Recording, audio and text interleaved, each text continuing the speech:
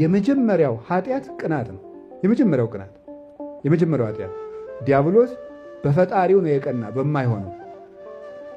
ቀጥሎ ደግሞ በአዳምና በሔዋን ቀና። ቃየል በወንድሙ በአቤል ቀና፣ እናም ገደለው። ሳኦል ዳዊትን ምንድን ያደረገበት? ቀናበት። ቅናት ክፉ ኃጢአት ነው። ነፍስን እንደ ምስጥ የሚበላ ኃጢአት ነው። ይሄ ተነቅሎ ሲወጣ አሮጌው እርሾ ወጣ ማለት ነው። እና ማስመሰል፣ በተደራረበ ማንነት መኖር፣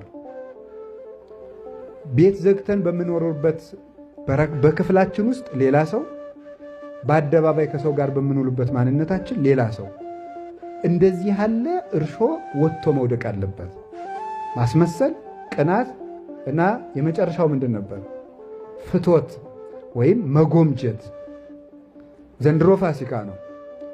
እስካሁን ስንመኝ ኖረናል። ከዚህ ፋሲካ ጀምሮ ክፉ ምኞቴን እታገሳለሁ ማለት አለበት አንድ ሰው። በዓላት የተሰሩበት ዋናው ምክንያት ሰው የእግዚአብሔርን ውለታ እንዳይረሳ፣ አንድ፣ ሁለተኛ ሰው ከእግዚአብሔር ጋር እንዲገናኝ፣ ሁለት፣ ሶስተኛ አዲስ ዓመት አዲስ በዓል በመጣ ቁጥር እሱ አዲስ ሰውነት ለመያዝ እንዲችል ነው። አዲስ ሰውነት ካልያዘ ካልተለወጠ አይምሮ በኖረበት የሚኖር ከሆነ ይህ ሰው በዓል አላከበረም።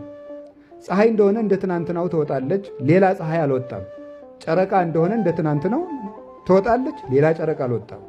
ሌላ ኮከብም በዚች ምድር ላይ አልታየም። ሌላ ደመናም አይዞርም። ሌላ ነፋስ አይነፍስም። ሌላ ምድር አልተመሰረተም። ሌላ ሰማይ በዚህ ላይ አልተዘረጋም። ሌላ ሚያዝያ 27 አልመጣም። ያው 12 ሰዓት ያለው ሚያዝያ 27 ነው የመጣው። መለወጥ ነው በዓልን የሚያደርገው መለወጥ፣ ከትናንት ዛሬ መሻል፣ ፈቀቅ ማለት፣ ትናንት ከነበርንበት መውጣት፣ ማሸግሸግ፣ ወደ እግዚአብሔር መኮብለል፣ ከግብፅ 3 ቀን መራቅ ነው። በነፍስ በስጋ እና በደመ ነፍስ መራቅ።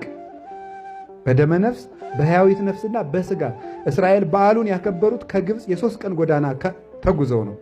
እንደዚህ ያለ ጉዞን ራቅ ብለን ስናከብረው በዓሉ ፋሲካ ይባላል ማለት ነው። ይህንን እንድናደርግ ነው ፋሲካችን ኢየሱስ ክርስቶስ የነገረን። ስለዚህ ፋሲካችን ኢየሱስ ክርስቶስ በታላቅ ኃይል ተነሳ። ፋሲካችን ኢየሱስ ክርስቶስ በታላቅ ኃይል ተነሳ።